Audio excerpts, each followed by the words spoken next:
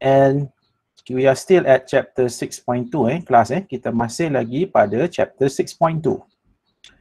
Okay. 6.2 part 2. Okay, the second part of this chapter. Right. So in today's lesson, we are going to start with this question. Okay, class. Is there any relation between KC and KP? Ada apa-apa hubungan tak antara KC dengan KP ni? Ada ke tak ada you rasa? Before this yang you belajar KC, KC kan? KP, KP. But is there any relation antara these two equilibrium constants, KC and KP? Ada hubungan tak? Ada, sir. Ada kan? Sebenarnya ada Actually there is a relation between KC and KP. Dan itulah apa kita akan start pada pagi ni. Kita nak tengok apa hubungan antara these two. Okay, adakah these two kita katakan kita boleh relate dia to each other. Okay. So this is basically what you're going to learn today pada peringkat awal ni, di mana actually inilah 6.2C. Okay, so in this 6.2C, saya akan ajar you all how to derive and also how to use this equation. So what equation? This equation class. Nampak?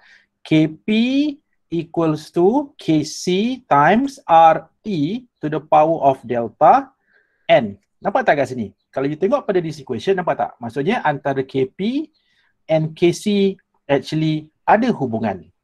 Ada relation. There is a relation between KP and KC. So now let's look at how actually kita get this equation ni. Macam mana kita dapat equation ni? Okay. Right. So let's do this. So kita ada soalan dia lagi nampak. Derive the following equation. So right now kita nak ni. Saya akan cuba tunjuk pada you all how actually we got this equation. Daripada kita dapat this equation. Okay, so before we derive this equation, inilah you kena gunakan balik all the equation yang you pernah belajar sebelum ni. Okay, yang pertama equilibrium punya equation. So sebab ini kita just cerita secara umum So that's why kita akan gunakan this equation. Okay, so since kita menggunakan this general equation, general equilibrium equation. Okay, so that's why when we write the KC, so ini dia punya KC dia. And KP, ini dia punya KP. Okay, and what else? Once again, kita masih lagi akan gunakan ideal gas equation. Okay, ingat jadi kita ada 1, 2, 3, 4. And the four of this, kita akan gunakan dalam, to solve this, ataupun to derive this equation class. Right. Okay. So what should we do first? Okay. So let's say this is the balance equation at equilibrium. So inilah dia. Okay, secara umum lah. Ini general general equation. Okay. And then from here, since we know that this equation here is at equilibrium. Okay, so that's why kalau kita write down dia punya KP equals to partial pressure of C to the power of C times partial pressure of D to the power of D divided by partial pressure of A to the power of A times partial pressure of B to the power of B. Okay, kenapa semua ada dalam ni? Semua ada dalam expression KP ni. Why? Because kita ada suatu, kelas. Kalau dalam case macam ni, is this homogeneous or heterogeneous system? Homogeneous. Yes, kita ada satu homogeneous system. So that's why all of this, semua gas ni kita akan masukkan dalam KP because all of the species present in this equation, all of them are gaseous phase. Okay, so this is the KP. Right, and then if we write the KC class, so this is the KC expression for this equation at equilibrium. Okay, so what we are going to do next, kita tengok pula seterusnya. Okay, so kalau you tengok dalam KP ni kita menggunakan partial pressures. Kan kita menggunakan yes. How to know whether this is homogeneous or what? Okay, kan look at the faces. Yuga, look at the given faces. See, all of them are the same face. Oh. Same face adalah homogeneous. Okay. Kalau different faces, contohnya let's say ada solid, ada liquid, ataupun ada fasa-fasa yang berbeza, so itu adalah heterogeneous. Okay, so this is a homogeneous system ataupun homogeneous reaction. Okay, so back to the discussion kita. Right. Okay, seterusnya, since ini adalah partial pressures, so that's why we can apply ideal gas equation here. Kita boleh gunakan ideal gas equation kan. So from ideal gas equation, we know that PV equals to nRT. Okay, PV equals to nRT. Dan kalau kita rearrange this equation, kita nak jadikan pressure sahaja on the left side. So you akan dapat P equals to N over V RT. And by now semua dah tahu kan, N over V ni represent apa kelas? Mole over volume. M. Yes, M tu apa? M tu apa? Molarity. Sebut molarity, jangan sebut M. Sebab kalau M ni dalam kimia ni banyak M. Molar mass pun M, kan? Mass of mass pun M, kan? Molar pun M, kan? Molality pun M. Jadi you kena specify lah, dengan spesifik. And dia represent apa? Molarity, kelas molarity. Jadi kita boleh tukarkan this N over V into, okay, so let's say katakanlah kita nak buat untuk A. We are going to do this for A. Kita akan buat untuk A dulu. So untuk A, so maksudnya partial pressure of A equals to moles of A divided by volume times RT. Dan kita tahu moles of A divided by volume ini kan sama dengan molarity of A. Kan? Molarity of A ataupun concentration of A. So that's why this equation here, PA equals to concentration of A RT. Art. You dapat art. Okay, so you can dapat. Stuck, sir. Pardon? Dia stuck, sir, tadi. Like, Oh, dia lagging biasalah tu. Okay, saya ulang balik dekat which part yang missing. PA equals to NAVRT. Tapi saya rasa you all boleh nampak, dia boleh nampak, boleh faham kan? Macam ni saya ulang balik. Okay, so daripada from here, kita akan tuliskan untuk setiap gas ni kelas. We are going to determine the partial pressure of gas A, partial pressure of gas B, gas C and gas D using this equation here. P equals to NV over RT. So kalau kita tukarkan ini kepada PA, so you akan dapat ini. PA ataupun partial pressure of A equals to concentration of A times RT. And then this is for B. Partial pressure of B equals to concentration of B times RT. So why concentration of B? Because mole of B over volume equals to concentration of B. Kan? And then kita akan buat untuk the rest lah. Buat untuk the rest for PC. You're going to get this. Okay. So tadi kalau P you dapat art. Ini you dapat bird. Ini you dapat cerut. Okay. Dan D dapat apa? Dirt. Okay. You dapat concentration of D over RT. Okay, jangan sebut macam tu pula, macam pelik pula bunyi kan. Jadi kita dapat concentration of B times RT. Nampak tak? So these are the partial pressures of each individual gas. Kan? Each individual gas in the system at equilibrium. Saya ulang balik. So the four of these are the partial pressures of each individual gas. Meaning that gas A, gas B, gas C and gas D at equilibrium. Okay, seterusnya apa kita akan buat kelas? Apa kita akan buat seterusnya adalah, okay, jadi from here tadi, ini apa yang kita dah tuliskan tadi kan. So from here kita akan buat apa tahu? Kita akan substitute all of this for partial pressures into this Kp. Into this Kp. Okay, maybe some of you akan tanya, kenapa nak kena derive equation ni kan? Sebab kalau you tengok you punya syllabus, memang you are asked to derive. And pernah keluar dalam soalan exam, dia akan minta you derive this equation. Pernah keluar. Sebab tu saya tak nak you just memorize the equation. Saya nak you tahu juga macam mana kita get this equation. Okay? Right. So back to ni tadi. Jadi bila kita substitute all of this for 1, 2, 3, 4 of this, kita masukkan dalam PC, PD, PA and PB. So kita akan dapat apa? You akan dapat KP expression akan looks like this. Okay. Nampak? So setakat ni you all boleh follow Okay. Right. Dan kelas, cuba kita tengok. Kita ada dalam this equation here, kita ada benda yang sama. Nampak tak? Kita ada RT, RT, RT, RT. So apa kita boleh buat? Kita boleh factorize ni kan? So kita boleh keluarkan this RT dan apa akan jadi pada this equation, dia akan jadi macam ni kelas. Okay. Nampak tak? Boleh faham tak macam mana dapat ni? Okay, ni kan? Ini, kalau perasan kat sini, kenapa C plus D? Because ini kan to the power of C to the power of D. That's why kita akan dapat atas equals to C plus D. Bawah, A, B. You akan dapat A plus B. And since ini kan bahagi kan kelas? Kan bila you kan belajar dalam maths kan, bila bahagi kita kena tolak kan, kita kena minus. That's why over here dia akan jadi C plus D minus A plus B. Okey tak? Setakat ni boleh follow tak semua orang? Boleh, sir. Boleh. Okay. And then kalau you tengok pula, ini apa ni kelas? What is this? Looks familiar, right? Apa ni Macam pernah tengok. KC. Yes, good. Ini kan KC.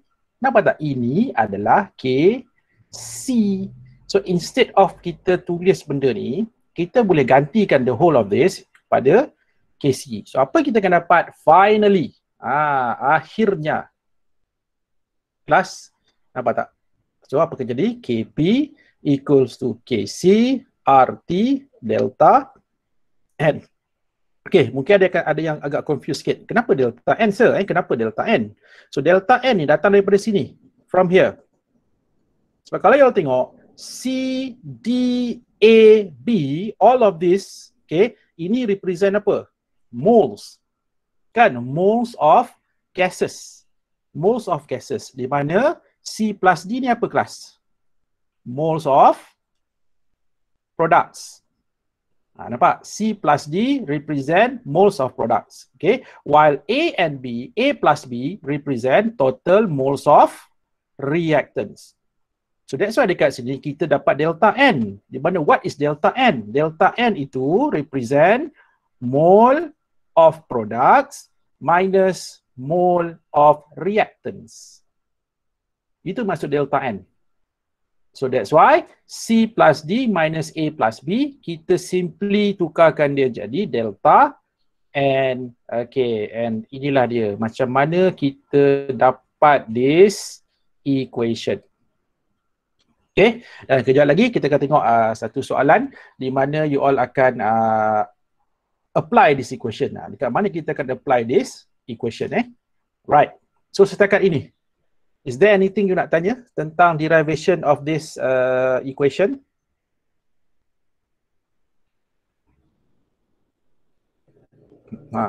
Okay. Senyap tu maksudnya faham. Okay. Kalau you senyap, saya akan assume you faham lah. Okay. Class. Right.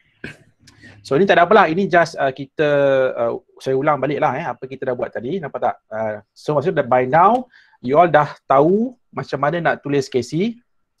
You all dah tahu macam mana nak tulis KP. In fact, saya pun dah share video tutorial untuk question number 2, question number 3, question number 5, question number 6.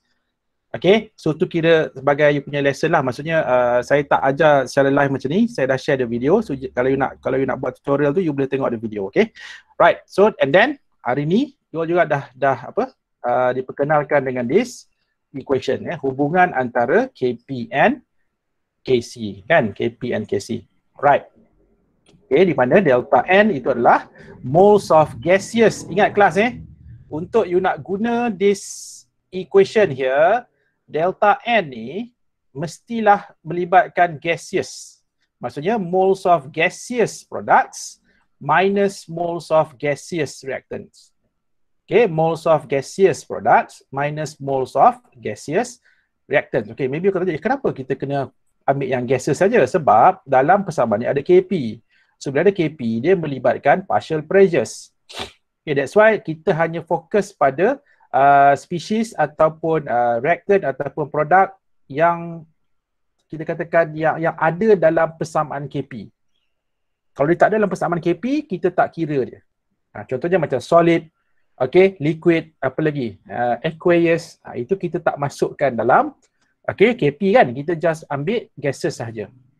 Okay, right, tak apa, saya tunjuk pada you all satu contoh. Nak tengok you all tahu tak macam mana nak kira delta N. Okay, kelas. Untuk these examples, saya nak you all belajar kira delta N. Okay, dalam case this reaction here, equilibrium reaction here, apa nilai delta N kelas? Apa nilai delta N? Okay, ingat lagi tak delta N apa? Delta N stands for mole of gaseous products minus moles of gaseous reactants. Okay, so sekarang sebelah products. Okay, sebelah product side ni, ada berapa mole gas? 2. Yes, there are 2 moles of gases, NO2. Okay, on the reactant side, since kita ada 2 reactants here. See, nitrogen monoxide 2 moles, oxygen 1 mole. Jadi total 3 mole. Jadi kita akan dapat 3 mole of gases on the left side ataupun on the reactant side. So to calculate this delta N, okay, so delta N, so mole of gaseous products, okay, minus moles of gaseous reactants. So 2 minus 3, you akan dapat delta N is negative 1. Delta N akan jadi negative 1. So ingat this value of delta N, dia boleh jadi positif, dia juga boleh jadi negatif. Dia boleh jadi fraction, dia juga boleh fraction, dia juga boleh boleh bentuk dalam perpuluhan decimal point. So dia bergantung kepada the moles lah, moles of gases dalam that equation, dalam that equation. Okay, tengok dan seterusnya. Okay, kelas. Cuba buat ni. Berapa delta N? Berapa delta N dia? Okay. Delta N 1 je. Kenapa 1? 2 tolak 1. Ya. Berapa tolak 1? 2 tolak 1? Sure ke 2 tolak 1? Jawapan tu betul 1, tapi is it 2 minus 1? Okay, back to the, kita nak kira delta N. Apa? Moles of gaseous product. Tengok dekat produk. Ini apa kelas? Solid. Ini pun solid. Kan? Solid. Solid. Jadi maksudnya sebelah reactant, berapa mole gaseous reactant? How many moles of gaseous reactant on the left side? Ataupun on the reactant side? Yes, zero. Yes, betul. 0 mole. 0 kelas, 0. Kosong. Zero. Kenapa? Ini solid. Kan saya kata, kita hanya ambil kira gases sahaja. So 0 moles. On the right side ataupun on the product side, hanya satu sahaja gas kat sini, carbon dioxide. And berapa mole? 1 mole. So bila kita kira delta N kelas, kita akan dapat apa? Ni salah ni, bukan 2 minus 3 bukan 2 minus 3 ni, wrong. Okay, you akan dapat 1 minus 0. So jawapan ni berapa? Salah ni. Okay, you akan dapat 1. Jadi maksud delta N untuk this reaction equals to 1. Okay, equals to 1. Okay, jadi you kena hati-hatilah sebab tu dalam you punya lesson yesterday, saya dah bagi tahu kan, every time kalau kita nak buat equation, you nak tulis equation, balance equation untuk equilibrium system ini, you must include the phases. Masukkan fasa. Sebab kalau you tak masukkan fasa, nanti you tak tahu dia solid ke, dia liquid ke, gas. Macam mana you nak bezakan? Especially kalau you nak kira macam ni kan, nak kira delta N. Kalau you tak masukkan phases, macam mana you nak tahu dia solid ke dia liquid? Sebab semua itu tak ada, you tak nyatakan dalam equation. So that's why dalam, yes. In the question that they will state right as solid or liquid. Yes. Normally dia akan bagi tahulah, Contoh dia akan mention in a 3 liters vessel, a solid calcium carbonate is in equilibrium with gases, carbon dioxide gas ataupun in oxygen gas. Dia akan mention dalam soalan biasanya. Kalau dia tak mention pun, dia akan bagi benda yang you all dah familiar kan. Contohnya macam kalau dia kata oxygen, takkan oxygen dalam solid kan, oxygen mesti gas lah, ataupun carbon dioxide mesti gases kan, ataupun benda-benda yang you dah familiar lah. Okay, kecuali kalau benda tu memang yang you jarang jumpa, normally dia akan mention dalam soalan.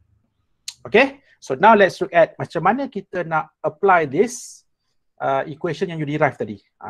Okay, so kita teruskan dengan question number 4 class. So now let's look at your question 4 of your tutorial. Okay, sila buka tutorial and please look at question number 4. So are you guys ready? Okay, dah saya nak you apa sama-sama buat jangan tengok sahaja, you buat sama-sama. Okay, so tengok question number 4. The equilibrium constant Kp for the reaction here, katakanlah ini saya labelkan sebagai equation 1 lah untuk memudahkan kita buat discussion ni. So let's say this is equation 1. Okay, at 25 degrees Celsius, so this is the Kp value dia. 3 times 10 to the power of 25. Oh, besar kan nilai dia kan? Menunjukkan at equilibrium, sistem ini kaya dengan SO3. SO3 banyak. SO2 dengan O2 tu sedikit. Sebab tu dia punya magnitude of K is very large kan? Kita dah discuss ni kan semalam kan? Okay. And then apa yang soalan diminta? Kelas calculate Kp and also Kc. Nampak? Dia minta 2. Bila dia minta 2 ni, normally kita kena apply equation tadi. Calculate Kp and Kc at the same temperature for the reaction. This time inilah the second equation given. Okay, jadi apa kita kena buat kelas? Firstly kita buat untuk equation 1 dulu. So kita buat macam ni lah. So first we are going to start untuk equation 1. So for equation 1, okay, kita tahu 2 moles of SO2, sulfur dioxide, and 1 mole of oxygen gas, okay, in equilibrium with 2 moles of sulfur trioxide. Okay, so this is equation 1. Okay, and then from this equation 1, kan, sebab kita diberi Kp, ingat, we were given the Kp, Kp for this equation, Kp for this equilibrium equation kat sini. Jadi for this equation 1, given Kp equals to berapa? 3 times 10 to the power of 25. Okay, dan kita tahu Kp ni sama dengan apa kelas? Kp ni equals to partial pressure of SO3 kan, squared divide by apa? Partial pressure of SO2 squared times partial pressure of oxygen.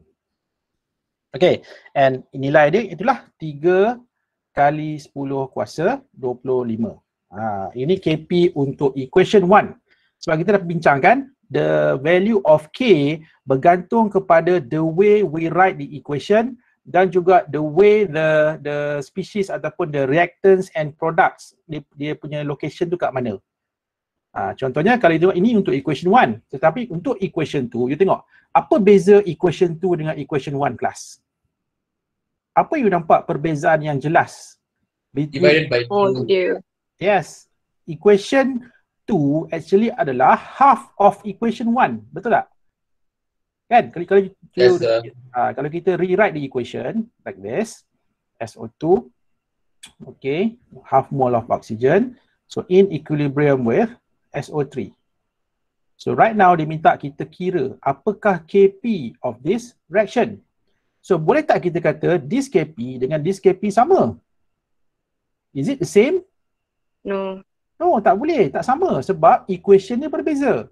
Sebab the value of Kp and Kc depends on the equation. Depends on the equation. Jadi untuk equation 1, ini dia punya mole ratio dia lain.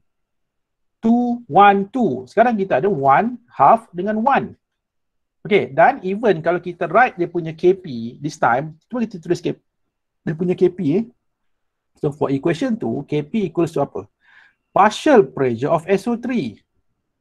Okay, divide by partial pressure of SO2 times the square root of partial pressure of oxygen ataupun kuasa setengah. Okay, and then cuba kita relate this and this. Okay, sekarang ini sistem yang sama. Betul, sistem yang sama tetapi berbeza in terms of dia punya coefficients, dia punya mole dia berbeza, mole ratio dia berbeza. Okay, so apa boleh kita buat kelas? Okay, ini kita cuba nak samakan dengan Kp. Selesai.